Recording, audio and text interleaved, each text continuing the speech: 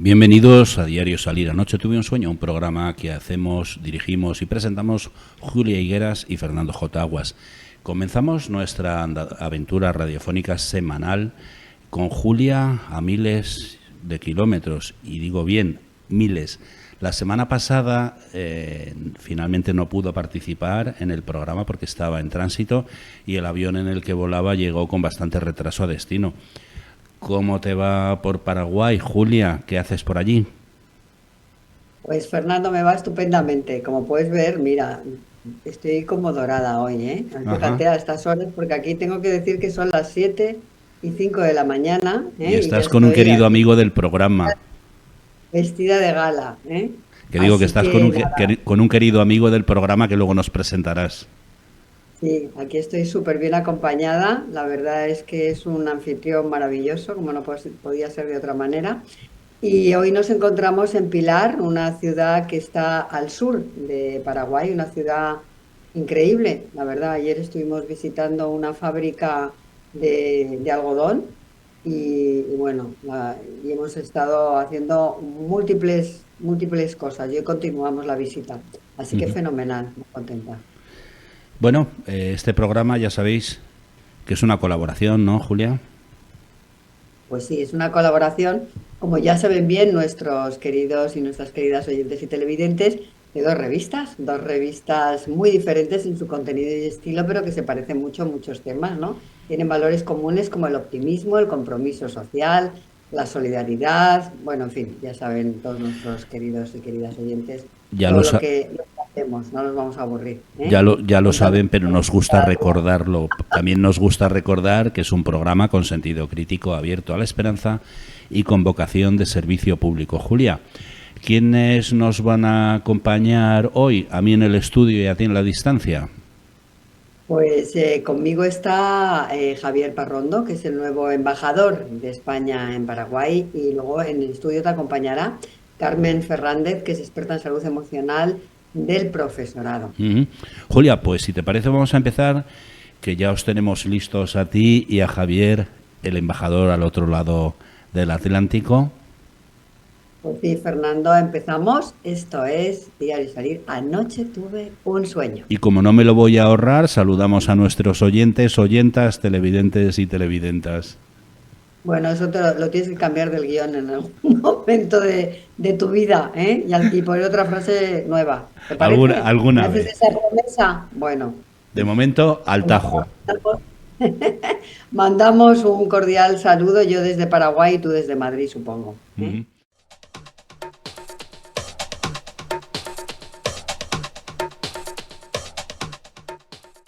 Bueno, pues venga, Julia, vamos a empezar. Cuéntanos, ¿de qué vamos a hablar desde allí?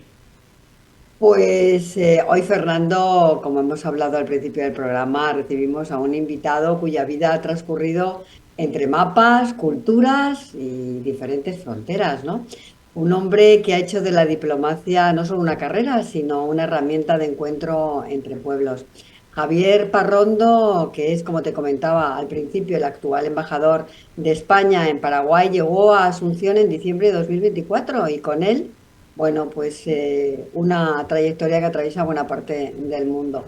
Sí que me gustaría compartir con nuestras y nuestros queridos oyentes y televidentes que fue cónsula en Jerusalén, diplomático en Ginebra, que ha trabajado en regiones muy complejas, desde Afganistán, pasando por Tailandia o por Vietnam. Fíjate, Déjame que casi añada, nada. Julia, que antes de asumir su misión en Paraguay, dirigió Casa Asia, una institución clave en el fortalecimiento de los vínculos entre España y la región Asia-Pacífico. Desde ahí impulsó el diálogo intercultural, el pensamiento crítico y el intercambio de ideas entre mundos que a veces parecen lejanos, pero que están profundamente conectados.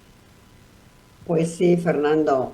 Hoy solo nos acompaña, no solo como embajador, sino como testigo de una época, como comentábamos al principio, como alguien que ha estado en el corazón de zonas en conflicto, ¿no? Pero también en espacios de construcción cultural y desde luego de diplomacia transformadora, porque ya sabes que la diplomacia es súper importante y para transformar, para crear nuevos espacios. Y bueno, y para templar gaitas, como digo yo muchas veces, ¿no? Queremos conocer además su mirada sobre el presente y el futuro de las relaciones entre España y Paraguay, sobre el poder del arte, la cultura, la memoria, bueno, lo que nos dé tiempo, porque siempre se pasa muy rápida esta media hora, ¿no? Y bueno, y también queremos conocerlo a él, ¿no? Porque Javier se mueve entre lenguas, paisajes e historias. Embajador, muy buenos días, muchísimas gracias, porque es un esfuerzo, ¿eh? Decir que está aquí a las 7 de la mañana, iba conmigo desde las 6:30 de la mañana, así que pues bienvenido al programa. Ayer de salida anoche tuve un sueño. Un gusto, Embajador, Julia. embajador, ya que eres amigo del programa, ¿nos podemos tutear? Sí, claro. Ah, vale. Es que un embajador impone. Nada, nada. Bueno,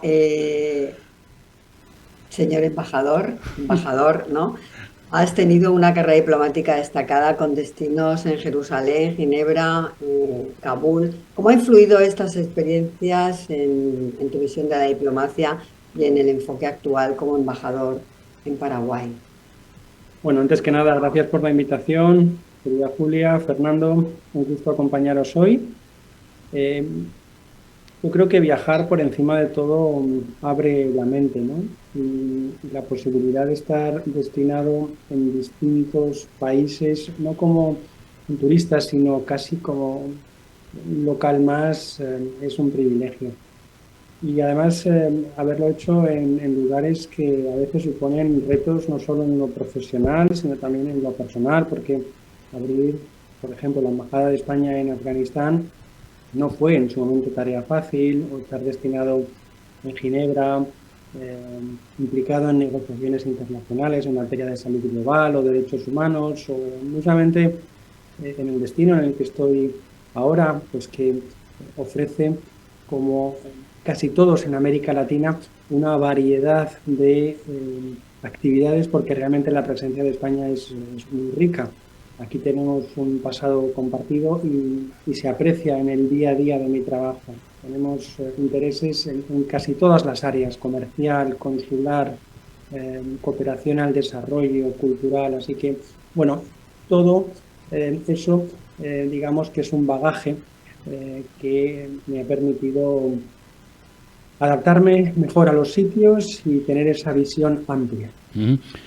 Julia, antes de seguir, déjame que le diga al embajador que el placer, desde luego, es nuestro. Poder contar con tu presencia aquí en este programa lo elevas a una categoría muy superior. No, pero te iba a preguntar una cosita, y es que Paraguay quizá es un gran desconocido en España. No sé si España en Paraguay es un país querido. Cómo lo has notado? Sí, la verdad es que Paraguay es todavía un gran desconocido en la zona. Yo creo que en el cono sur es el que menos se conoce, ¿no? En parte porque está rodeado de países que son casi continentes, como Brasil, Argentina, Chile en menor medida. Se asemeja mucho, sobre todo en cuanto a dimensiones, a Uruguay, pero Uruguay es mucho más conocido que Paraguay. En parte diría por su propia historia. Paraguay ha estado muy cerrado al exterior durante muchas décadas. Primero la dictadura del doctor Francia, después la de Alfredo Stroessner. En fin, todo eso hace que el país fuera como un pequeño caracol metido en su caparazón, pero ahora inicia una nueva etapa de mucha mayor apertura, de atracción de inversión extranjera, y eso lo notamos sobre todo los que vivimos en Asunción. En España, como bien dices, todavía sigue siendo relativamente desconocido como país, pero no es el caso de España aquí.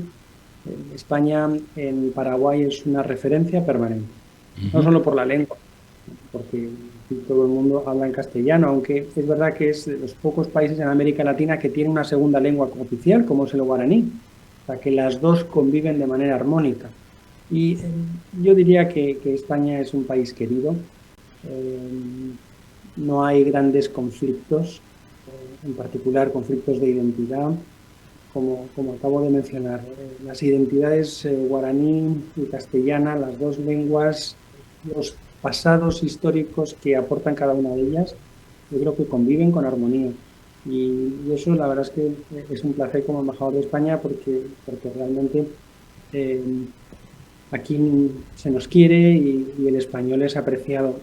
Han influido también leyes como, por ejemplo, la de memoria democrática, pues, que ha permitido a muchos paraguayos reconectar con su pasado español. Esa ley va a ampliar a casi 9.000 personas el listado de españoles o dobles nacionales en Paraguay. Así que, bueno, esas son medidas que como digo, permiten a muchos ciudadanos de Paraguay conectar de nuevo con su familia, con sus raíces españolas. Muy bien, pues Julia, somete a nuestro embajador a un tercer grado, tú que estás ahí al lado. Bueno, tercer grado nada, porque estas entrevistas que hacemos nosotros siempre son como conversaciones. Son charlas de amigos. En una mesa de un cuarto de estar, ¿no? Como a mí me gusta. Lo que pasa es que esta mesa es un poco larga, ¿no? Sí, la verdad que nos hicieron con el nuevo estudio una mesa muy larga, ¿eh? Oye, te queda muy bien, tengo que decir, estás muy guapo, ahí con tu fondo estupendo del... Gracias. Pero podría estar elegante porque guapo no he sido nunca.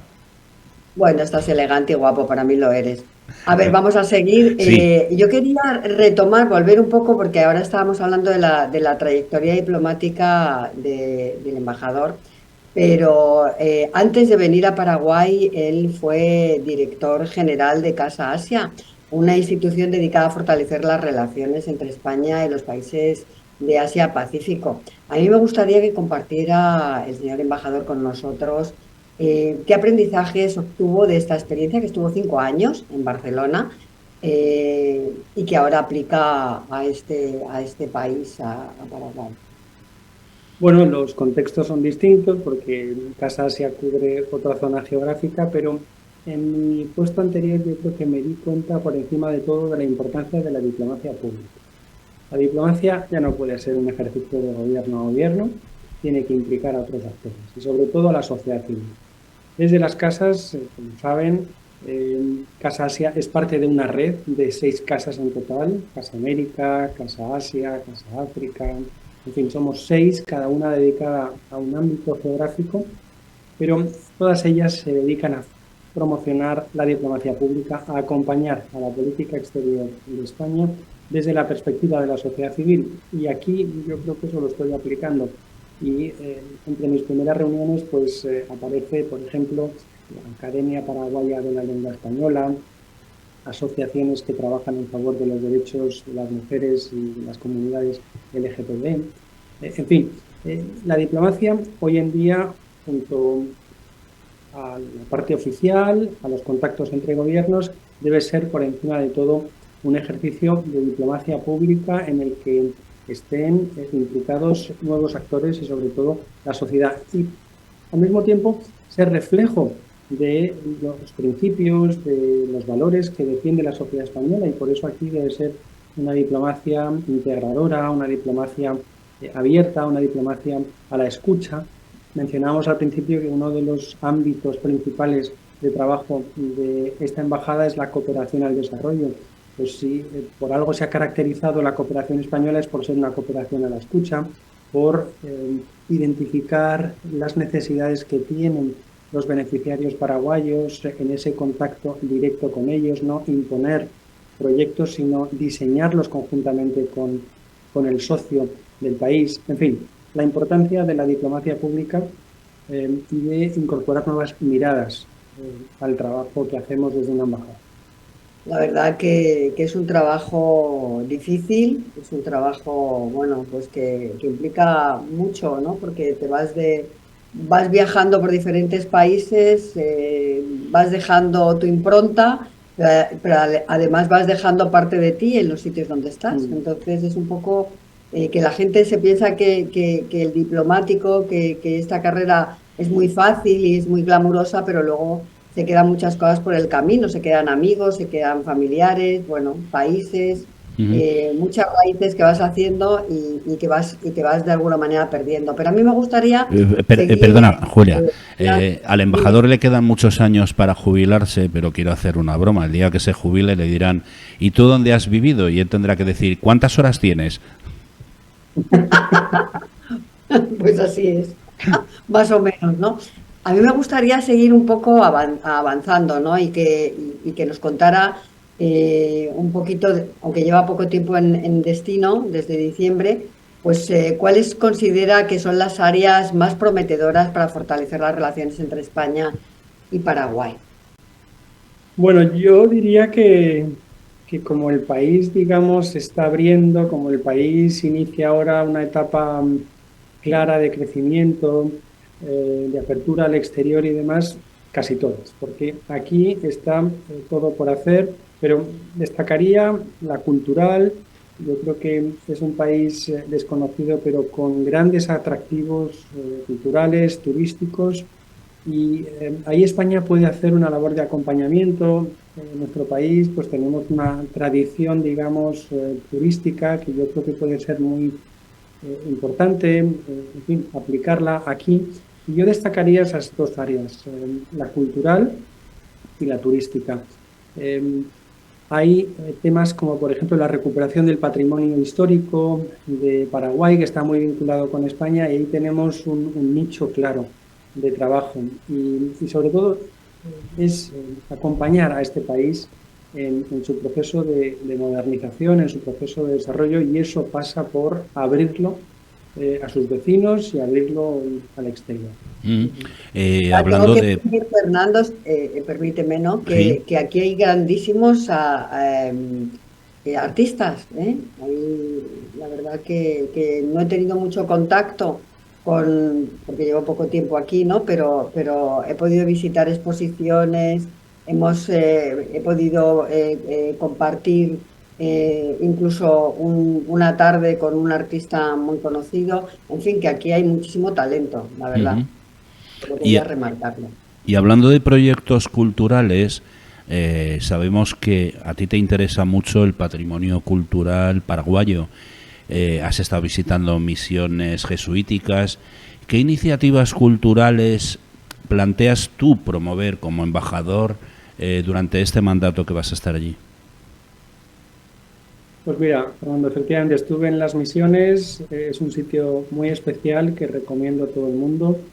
Las misiones jesuíticas fueron proyectos evangelizadores, es cierto, pero también reductos en los que hubo realmente una comunión entre los jesuitas que se implantaron en la zona y las poblaciones originarias, los indígenas, en su mayoría guaraníes, y además se convirtieron en lugares de refugio para muchos de ellos frente a las incursiones portuguesas que venían del lado hoy brasileño. Así que, en fin, tienen una historia muy particular, y yo animaría a todos los que nos están viendo y escuchando a que visiten las misiones, que están repartidas por lo que denominamos aquí la triple frontera: Paraguay, Brasil y Argentina. A mí me gustaría destacar aquí una iniciativa que estamos planteando en colaboración con el Centro Cultural, porque España cuenta en Asunción con un gran centro cultural, que es, juntamente con las autoridades paraguayas, abrir la Casa Museo Josefina Pla. Josefina fue una artista y escritora española casada con un paraguayo en la década de los años 20, se vino por amor a este país y tras la muerte de su marido ha mantenido vivo el legado de este, que utilizó a muy temprana edad el seudónimo de Julián de la Herrería, y queremos crear una casa museo que reúna todas las piezas, tanto de Julián de la Herrería como de la propia Josefina Pla. Ella nació en la isla de Lobos, que es una isla prácticamente deshabitada entre Fuerteventura y Lanzarote, y a partir de ahí, porque su padre era farero, en fin, tiene una historia personal muy curiosa. Vivió en varios puntos de la geografía española, pero conoció a Julián en Manises, porque él estaba investigando sobre la cerámica española, y se volvieron a Paraguay juntos. Pues bien, ese es un gran proyecto que me gustaría llevar a cabo en estos años que tengo por delante, que es crear la Casa Museo Josefina Pla, que reúna esas piezas. Hoy en día están en el Centro Cultural, pero creemos que la historia personal de la propia Josefina merece un espacio propio en Asunción. Tenemos una amiga del programa que se llama Patricia Betancor, que escribió un libro que precisamente se desarrolla en la isla de Lobos. Ajá. Una islita Sí, chiquitita. es verdad que vino a presentarlo al programa. Cierto es. Ajá. Pues vamos a continuar porque nos queda poquito ya. No sé cómo vamos de tiempo, Bueno, nos Fernando. quedan 6 minutillos, 7. Bueno, pues todavía tenemos. Pues bueno, quiero que el embajador, ¿no? Con su experiencia en diversas regiones del mundo, como hemos hablado al principio, que nos comente o comparta con nosotros qué similitudes o diferencias, bueno, pues observa entre los desafíos que enfrenta Paraguay y los otros países donde ha servido como, bueno, públicamente, ¿no? Como diplomático. O sea, como diplomático. Sí. Bueno, mi experiencia ha sido, como decía al principio, sobre todo en Asia, en temas multilaterales. Esto es un cambio de escenario, pero bueno, yo creo que hoy con la globalización ves tendencias, ¿no? Muy similares en todos los países, por ejemplo, en temas económicos, la presencia de empresas extranjeras. Aquí, por ejemplo, chinas, la influencia de China es creciente, el peso todavía que tiene Estados Unidos en la región, sobre todo en ámbitos como la lucha contra el crimen organizado y el narcotráfico.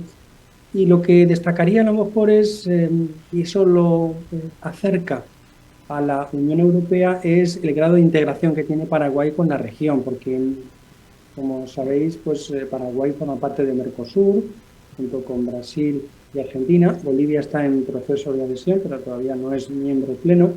Así que eso genera unos lazos, sobre todo comerciales, muy interesantes. La entrada a Paraguay por parte de empresas extranjeras es también la entrada a un gran mercado como es el de Mercosur. Y eso Europa lo ha visto claro y el pasado año firmamos ese gran acuerdo de asociación Unión Europea-Mercosur, que yo creo que va a ser un antes y un después en nuestras relaciones económicas. Ujú.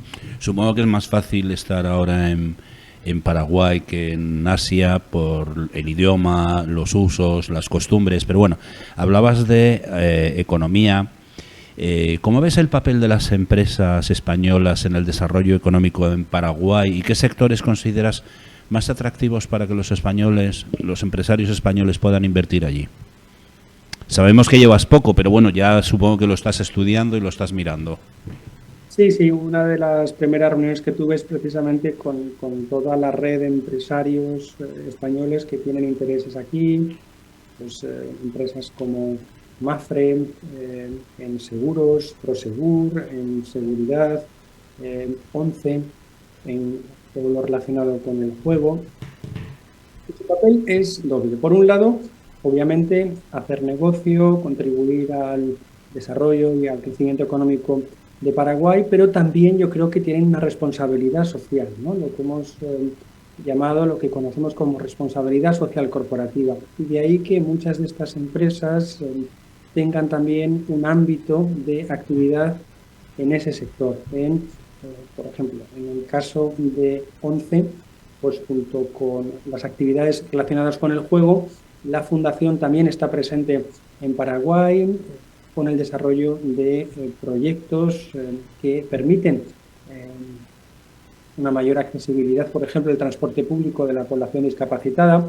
Así que, junto con su función, digamos, de hacer negocio y lograr beneficios en proyectos interesantes, yo destacaría sobre todo el de infraestructuras, porque aquí el sector infraestructuras todavía presenta muchos desafíos, pues destacaría la labor más social con proyectos de desarrollo que también contribuyen a ese objetivo, ¿no? Al desarrollo y al crecimiento económico de Paraguay. El transporte está muy bien, una vez hasta allí es inviable, ¿no? Pues sí, un poco difícil, ¿eh? Nos encantaría, porque, bueno, te imaginas un ave submarino, No estaría nada. pero bueno, yo creo que tiene que pasar muchísimo tiempo para que eso sea, ese sueño sea una realidad, si es que se hace realidad. Julia, Pero ahora vamos a sí te seguir voy a apurar, adelante. perdona, ahora sí te voy a Sí. apurar, nos quedan 3 minutillos para que le hagas unas preguntas al embajador. Bueno, pues a lo mejor me gustaría preguntarle cómo se enmarca la relación con Paraguay dentro, bueno, pues de la estrategia general de política exterior de España hacia este continente, hacia América Latina, ¿no?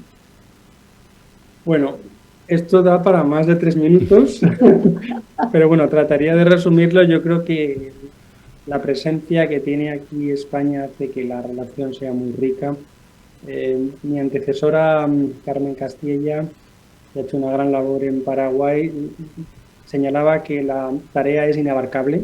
A mí me gustaría que fuera así en el futuro, que siguiera siendo inabarcable, porque en el plano cultural, en el plano económico, comercial, cooperación al desarrollo, la perspectiva es infinita. Nuestras relaciones con este país y con la zona se enmarcan, tienen uno de sus hitos en las conferencias iberoamericanas. España va a albergar en 2026 la conferencia iberoamericana de ese año, que va a cumplir el 30 aniversario de este ejercicio de diplomacia entre España, Portugal y los países de América Latina. Así que, bueno, esa va a ser una gran oportunidad para reformar el proceso de las cumbres, el diálogo entre las dos orillas del Atlántico y bueno, aquí tenemos, como digo, una gran presencia. España cuenta con una embajada, una oficina comercial, un centro cultural y una oficina de cooperación al desarrollo.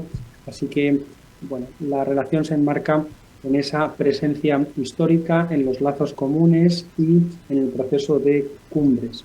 Y yo, por último, destacaría la importancia que mencionábamos anteriormente de ese acuerdo Unión Europea-Mercosur, del que España es gran defensor.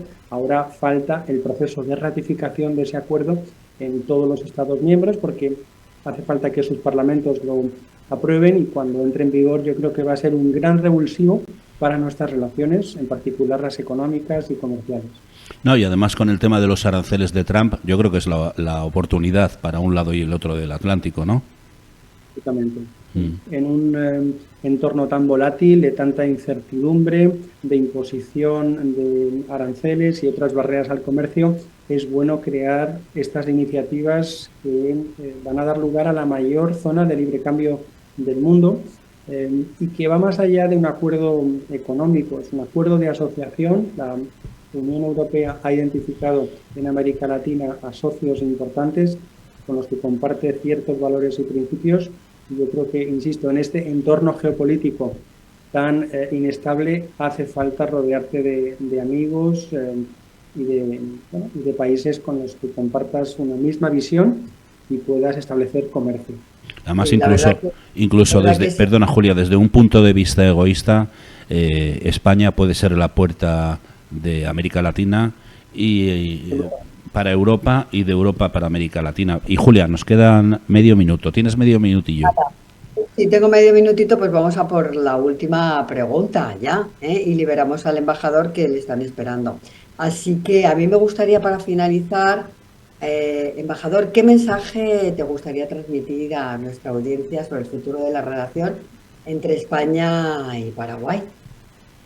Bueno, pues que este es para mí ya de por sí un sueño, ser jefe de misión, representar a España en Paraguay es un gran reto, es un sueño en lo personal.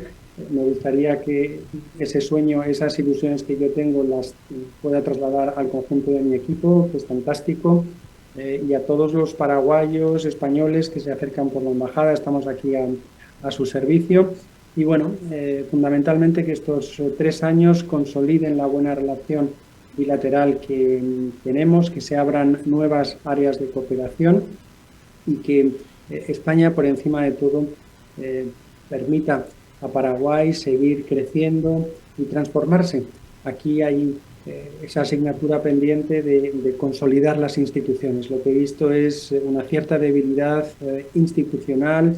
Hace falta fortalecer ministerios, estructuras administrativas que ejecuten todo lo que se decide a nivel presidencial o a nivel ministerial. Entonces, a mí el sueño es que Paraguay tenga esa consolidación parecida a la que cuentan ya sus países vecinos, Argentina, Brasil, Uruguay, Chile, y que tome ejemplos no ya tanto de España o de la región europea, que a veces se ve muy lejana, sino de sus propios vecinos, para que transiten esa misma senda de desarrollo como lo han hecho Chile, Uruguay y demás. Eso es lo que deseo para Paraguay.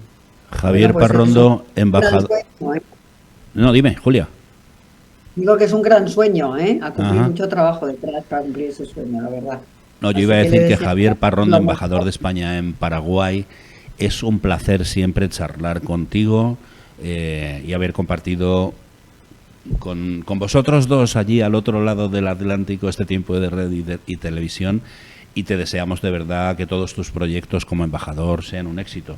Después del verano te vamos a esperar de nuevo, no sé si con Julia allí o con Julia aquí, pero hablaremos contigo una vez que hayan pasado unos meses para que nos cuentes cómo ha evolucionado todo esto, ¿te parece? ¿No? Perfecto. Julia, pues nos vamos, Pues ahí ¿no? lo tenemos. Si va a España, ya veremos si puede venir al estudio. Ujú. Bueno, pues nada, muchísimas gracias. Gracias, Es un Julia. placer. Gracias, Fernando. Y remarcar que está haciendo un trabajo extraordinario aquí en Paraguay. Ujú. Así que Gracias, Javier. La próxima nos vez que vamos vaya... a transición, ¿no? Sí, la próxima vez que vaya Julia para allá, yo le llevo la maleta. Estás invitado. Gracias.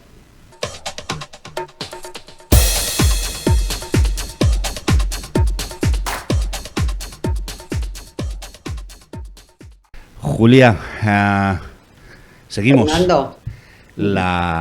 Seguimos y vamos a decir que la profesión docente, tradicionalmente asociada con la vocación y la entrega, ha sido cada vez más exigente en demandas por parte del entorno educativo actual. Más allá de la labor académica, los y las docentes se enfrentan a diario a situaciones complejas que requieren no solo preparación pedagógica, sino también una gran fortaleza emocional, como vamos a ver. Pues sí, Fernando, en este contexto, pues la verdad que resulta fundamental abordar la salud emocional del profesorado, que lo hemos comentado tú y yo muchísimas veces en ese estudio en el que tú estás ahora solito, ¿eh? Sí, me Es un tienes aspecto abandonado. muchas veces que está invisibilizado, pero que es esencial para garantizar tanto el bienestar de quienes enseñan como la calidad del proceso educativo. Formar a los docentes en el manejo de las emociones no solo mejora su bienestar, sino que también impacta positivamente en los estudiantes y en la calidad educativa. Así que implementar estrategias de inteligencia emocional en la formación y en el día a día de los docentes, la verdad que es una necesidad urgente, imperiosa, diría yo, ¿verdad, Ujú. Fernando? Sí, pero es que además factores como el estrés laboral, el síndrome de burnout, el desgaste por empatía y el impacto de la situación política y social han puesto en evidencia la necesidad urgente de acompañar y cuidar a los docentes desde una perspectiva emocional. Y para hablar de todo ello, y seguro que lo va a hacer mucho mejor que todo lo que hemos dicho tú y yo, Julia, y eso que nos hemos documentado, tenemos en el estudio a Carmen Fernández. Hola Carmen, gracias por estar con nosotros en Diario Salida, Anoche tuve un sueño. Buenos días, Fernando. Muchas gracias por invitarme para estar aquí con vosotros. Bueno, a Julia la tenemos allí. Me dicen que te acerques un poquito al micro, por favor. Sí. A Julia la tenemos allí al otro lado del océano. Bueno, a mí me gustaría presentar, ¿no? ¿Te parece? Venga, A me parece muy bien. nuestros oyentes y televidentes, ¿quién es Carmen Fernández, no? Carmen es licenciada en Biología por la Universidad Complutense de Madrid. Ella es experta en coaching por la Universidad Rey Juan Carlos y en inteligencia emocional por la Escuela de Inteligencia de Madrid.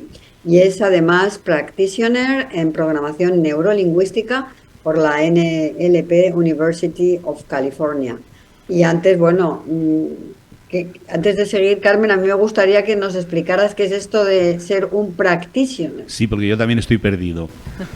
Bueno, pues el practitioner es uno de los niveles de aprendizaje de programación neurolingüística. Uh-huh. Si queréis explico un poquito lo que es. Sí, brevemente un poco para que la gente sepa que es un practitioner. Sí, pues en este nivel lo que se aprende es programación, las bases de la programación neurolingüística, que consiste, es una disciplina que explica cómo a través de modificaciones en el lenguaje, en la comunicación y en los procesos de pensamiento, podemos modificar a su vez procesos ya que hemos adquirido a lo largo de nuestra vida, que a lo mejor de comportamiento, que a lo mejor no nos llevan a lo que queremos.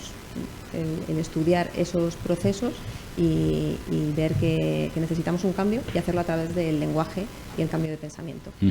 Bueno, aclarado esto, nosotros te hemos traído aquí pues para hablar de cómo están los docentes hoy en día. Llevas más de 20 años como docente en centros de educación secundaria y escuelas de adultos, y actualmente eres profesora de secundaria y bachillerato en el Colegio Obispo Perelló, colegio donde yo empecé mis estudios. Y esta actividad la compatibilizas con la realización de procesos de coaching y mentoring en el entorno educativo, principalmente dirigido a profesores y equipos directivos. Vamos a tratarlo con detenimiento, pero a modo de introducción, ¿cómo está la salud emocional del profesorado hoy en día? Bueno, a modo general, si tenemos que estudiar cómo está la salud, habría que ver qué datos tenemos sobre esto, en qué se basan esos datos, y es en hacer preguntas a los profesores. Hay estudios en los que se han hecho preguntas a profesores en diferentes años y se han visto sus respuestas acerca de cómo se sienten ellos en el ejercicio de la docencia. ¿Y cómo se sienten? Pues te puedo hablar de dos estudios que se han hecho en un intervalo de 15 años. Uno se ha hecho en el 2008 y las mismas preguntas se hicieron hace un par de años, en el 2023. Y por extraer tres datos que parecen reveladores, pues sería, uno le preguntaron con qué nivel de ilusión tienen, si van ilusionados a dar clase, y en el 2008 contestaron, el 32% de las personas contestaron que iban con ilusión a trabajar, mientras que en el transcurso de 15 años, en el 2003, esta ilusión disminuyó y solamente un 24% de profesores indicó que iba con ilusión a trabajar. Este es un dato importante porque realmente la motivación de un profesor, igual que otras profesiones como medicina o psicología, pues son profesiones que la gente las hace por vocación. Y cuando se pregunta por qué quiere ser profesor, en general es por un gusto a dar clase, más que por un sueldo o por otro tipo de cuestiones como estatus social, por ejemplo. Entonces, la desilusión es una de los aspectos llamativos sobre el estado en que se encuentra la salud emocional. Pero luego hay otro dato que es el que ha llamado más la atención en este mundo, y es que hasta qué punto viven su profesión con distanciamiento, teniendo en cuenta que es una profesión muy empática. Tienes continuamente que tratar con personas, y con personas especiales que son chavales, ¿no? Estamos hablando de educación infantil y primaria, secundaria. Entonces, en el 2008, un 2% de las personas preguntadas, de los docentes, dijo que sufría distanciamiento, sentía distanciamiento, frente al 38% en el 2023. Luego vamos a ir un poco más al detalle, pero Julia, ¿quieres preguntar algo desde allí? Sí, a mí me gustaría preguntarle a Carmen sobre el profesorado, aunque estaba hablando un poquito ahora sobre eso, ¿no? A mí me gustaría saber si es un colectivo con unas características específicas que puedan hacerlo emocionalmente vulnerable. Sí, efectivamente. ¿Cuáles son esas características? Sí, los profesores, para empezar, como hablaba antes, somos personal muy empático. Estamos continuamente con personas que están en periodo de formación, porque son como niños o adolescentes, y personas que están en ambientes problemáticos en muchas ocasiones, y más en los últimos tiempos, y esa empatía nos hace ser más vulnerables porque nos llevamos a casa los problemas. También el alto grado, el gran número de alumnos que hay por clase, hay que atender a la vez, según la edad, pero en secundaria, por ejemplo, a 30 alumnos por clase, muy diversos. Tienes que estar atentos a cada una de las particularidades de cada uno, hay mucha diversidad. La sociedad está cambiando y a la vez también están cambiando el perfil del alumno, y hay mucha exigencia por parte de la administración y por parte de los padres en este sentido. Luego hablamos de la administración, que también es un tema importante. Julia. Sí, a mí, Carmen, también me gustaría, estoy muy preguntona, como ves. Muy bien. Me he levantado súper preguntona. ¿Qué factores crees que influyen más en el bienestar emocional de un docente? Pues, Julia, ¿en el bienestar o en el malestar? Bueno, claro, en el malestar también. No, pregunto, ¿te refieres a eso? ¿Qué puede influir en que esté bien o esté mal? Claro, no, yo quiero preguntarle que qué es lo que influye emocionalmente en un docente para que se sienta bien en su bienestar Ujú. y en su malestar, como tú decías, ¿no? ¿Qué es Sí, lo que hace que se sienta mal? ¿Cómo se vive en el día a día, ¿no? sí. Dentro de un centro de estudios. Pues hemos evolucionado a lo largo de los años en tener un mayor número de responsabilidades. Frente a lo que puede parecer la idea de profesor, de que el profesor va a clase, imparte la materia y se va a su casa, por un lado está la preparación de la materia, por otro la impartición de las clases, el atender a los diferentes alumnos, los problemas que se están encontrando de disciplina en clase. Muchos profesores se quejan de que no pueden impartir la materia porque primero tienen que hacer que los alumnos escuchen. Y estos enfrentamientos a diario, hora tras hora en una clase, es lo que hace que haya mucho estrés en el profesorado. Es una de las cosas que más estrés produce. Aparte de toda la burocracia, que cada vez es más, todo hay que dejarlo reflejado por escrito, no hay tiempo para prepararse las clases adecuadamente, hay que corregir. Es decir, es un montón de tareas que la mayoría de los docentes pues se ve saturado de tiempo. Ujú. Ayer lo hablaba con tu padre, que también es profesor, ha sido profesor, y eran otros tiempos. Un profesor nos decía, haz esto, y lo hacíamos, igual que hacíamos caso a nuestros padres. Todo eso yo creo que ha cambiado. ¿Tú has notado cambios importantes en la educación y que esto haya influido en la salud emocional del profesorado desde que comenzaste la docencia? Sí, absolutamente. Ha cambiado la sociedad y somos una sociedad más diversa y en el aula ocurre lo mismo. Entonces hay que atender diferentes problemáticas. Antes era una sociedad más homogénea. La atención en casa pues es mucho menor. Entonces los profesores nos cargamos con que a veces tenemos que hacer hasta cierto punto de padres. Y bueno, pues en muchas ocasiones no encontramos el apoyo en las familias que necesitaríamos para hacer bien nuestro trabajo. Entonces los alumnos pues se ven apoyados por sus padres ante situaciones que para un profesor pues no son las más adecuadas para que pueda trabajar. En esa conversación que tenía con tu padre, hablábamos de que me río, pero no es para reírse. Me río por la conversación que mantenía con tu padre, que antiguamente llegaba el profesor y decía, ¿qué ha hecho mi hijo? Tal, pues si le tiene que castigar, le castiga. Y ahora llegan y dicen, ¿qué dice usted que ha hecho mi hijo? Usted a mi hijo ni le castigue, ni le regañe, ¿no? Yo creo que eso ha sido un cambio bastante importante en cuanto a la docencia. Julia.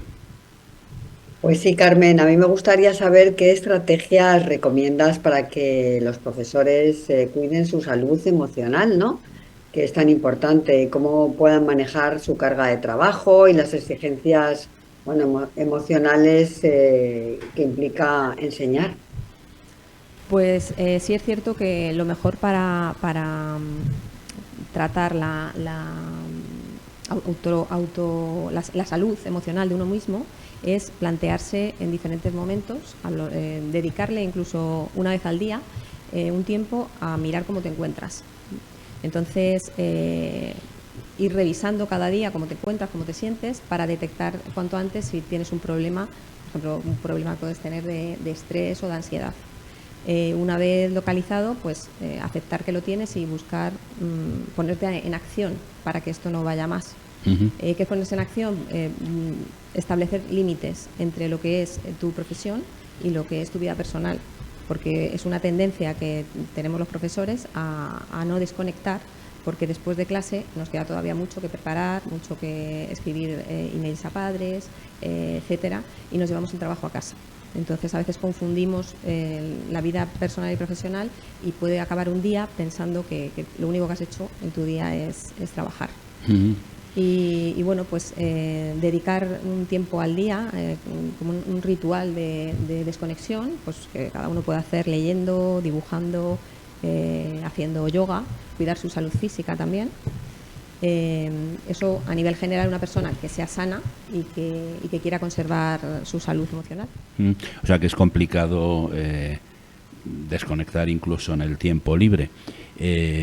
Hay dos problemas, me comentabas, que acechan la salud emocional de los docentes: el síndrome de burnout y el síndrome de desgaste por empatía. Vamos a empezar por el burnout. ¿Qué es esto?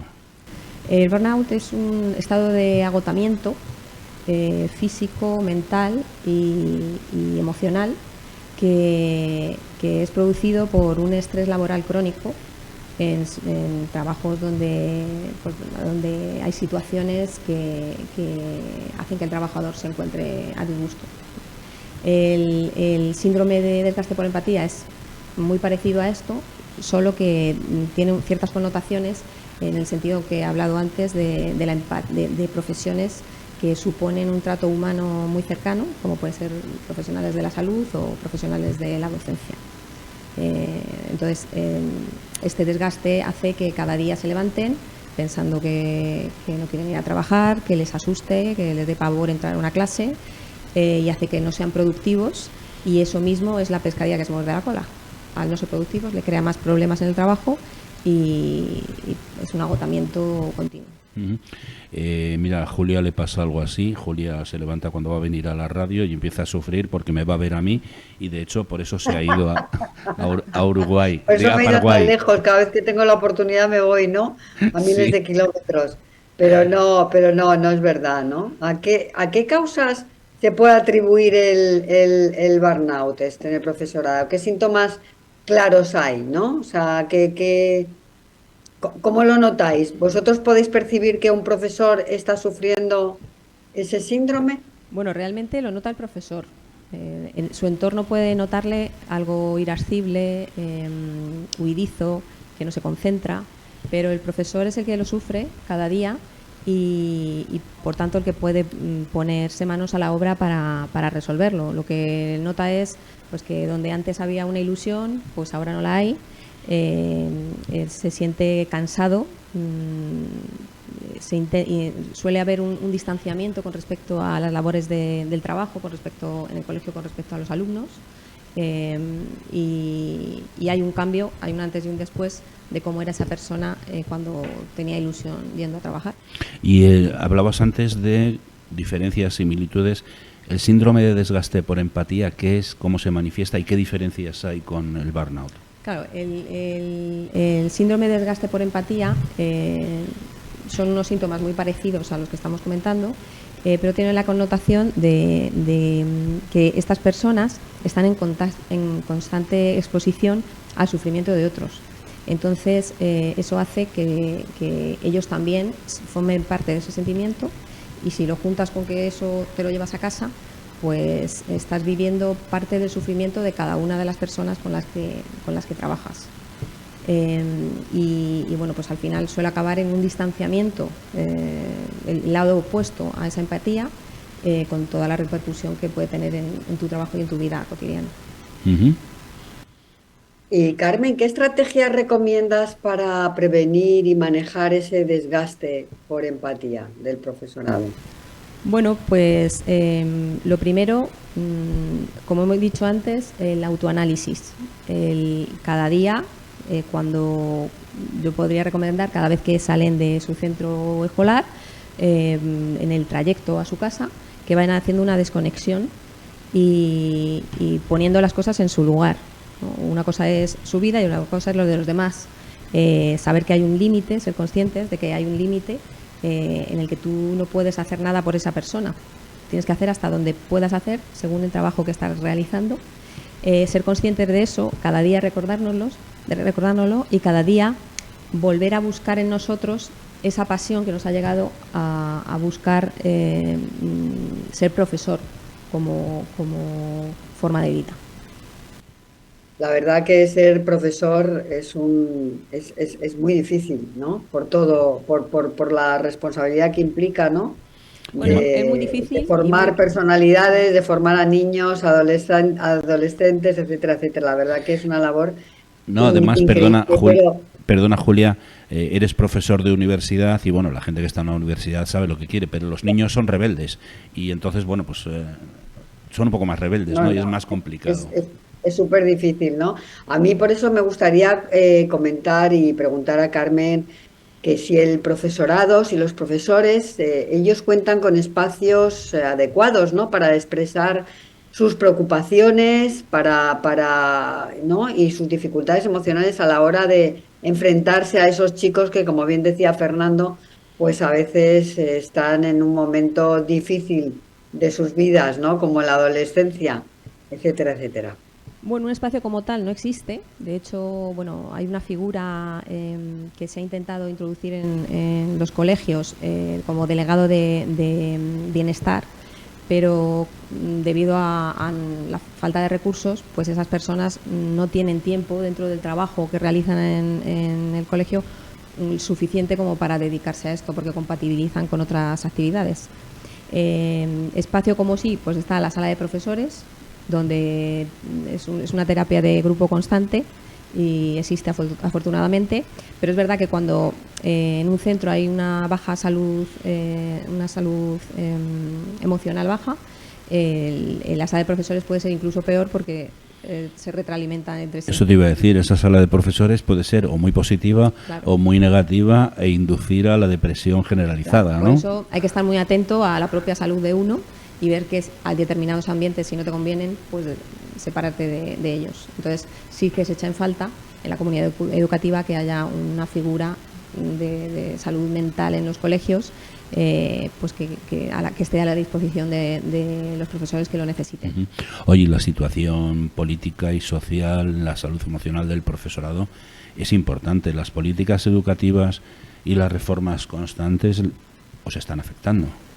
Eso es un mal que tenemos de momento en este país. Esperemos que por poco tiempo. Sería ideal que existiera un consenso entre los diferentes partidos y concluyeran en no modificar la ley de educación independientemente del partido que estuviera. Y no solo eso, sino también dar voz a los profesionales de la enseñanza en cuanto al diseño de los currículums y toda la legislación relativa. Uh-huh. Porque es otra cosa que echamos en falta, que muchas veces la legislación pone todo muy bonito en papel, pero la realidad del día a día es otra y no se contempla. Julia, el tiempo se pasa volando, un par de minutillos nos quedan. Pues, que se pasa volando, yo acabo de empezar el día. Sí. y tengo mucha jornada para muchas cosas que hacer aquí hoy, la verdad. Pero yo me refería al tiempo, me refería al tiempo radiofónico. ¿Sí? Que me refería al tiempo radiofónico. Bueno, ¿qué impacto tiene la situación política y social en la salud emocional del profesorado, ¿no? Las políticas educativas y las reformas constantes, ¿no? Que este es un factor determinante en la salud, yo creo que emocional del profesorado. La incertidumbre, la precarización, ¿no? La falta de reconocimiento, todo este tipo de cosas.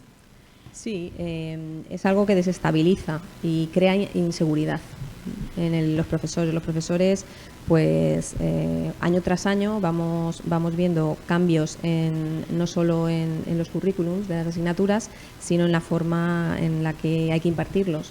Entonces genera una situación en la que los profesores se sienten incapaces o creen que no son capaces.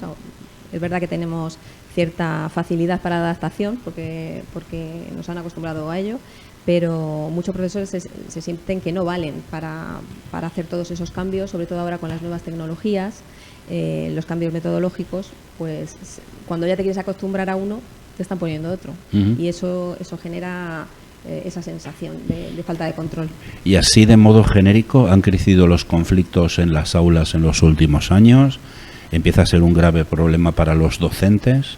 Sí, es cierto que depende mucho de el centro educativo que se trate, porque el perfil social influye mucho en este sentido, pero en general sí hay muchos más conflictos en el aula.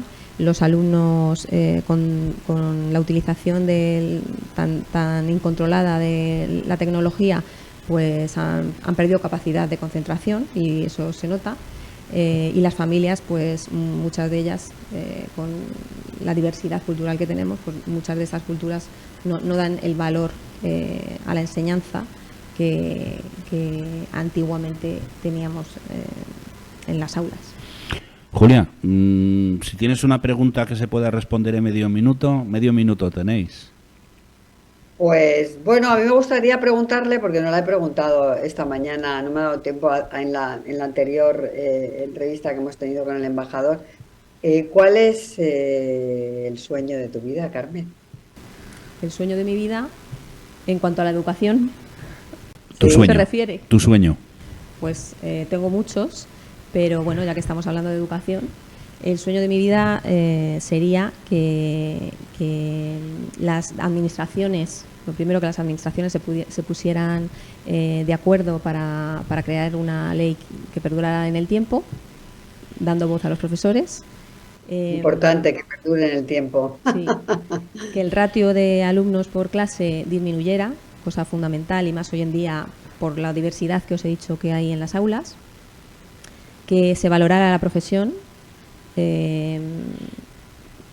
de alguna manera, eso es algún cambio que tiene que ser un cambio social. Quizá hacer una carrera profesional en la educación, donde se pusieran objetivos que al ir cumpliendo, pues esa persona fuera ascendiendo en esa carrera y que siguiera ilusionando, como estoy soñando, que siguiera ilusionando a muchos estudiantes, los futuros profesores, el transmitir valores en las aulas y crear una sociedad más justa y mucho más positiva. En condiciones normales no estaría pidiendo mucho, ¿verdad, Julia? Pero con la situación actual, vamos.